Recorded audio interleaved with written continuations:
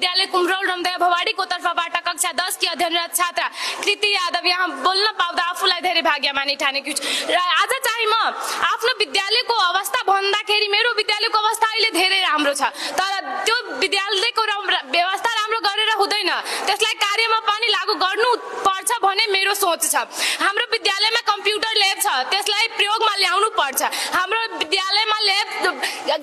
सिंगे पुस्तकालय छ तर त्यसमा विद्यार्थी गएर पढ्न पाइरहेका छैन त्यसमा पढ्न विद्यार्थीहरू गएर पढ्न पाउँछ भन्ने त्यो आशा लिएर म यहाँ आफ्नो प्रश्न राखेको छु के हाम्रो नगरपालिकामा धेरै थोकहरू छन् शिक्षा सम्बन्धी धेरै ट्यालेन्टेड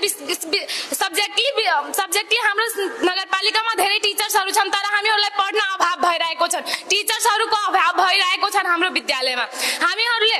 सबै विद्यार्थी एकै क्षेत्रमा राम्रो हुँदैन कुनै विद्यार्थी सिंगिङमा डान्सिङमा सबै क्षेत्रमा राम्रो हुन्छ तर हामीहरूको नगर प्रमुख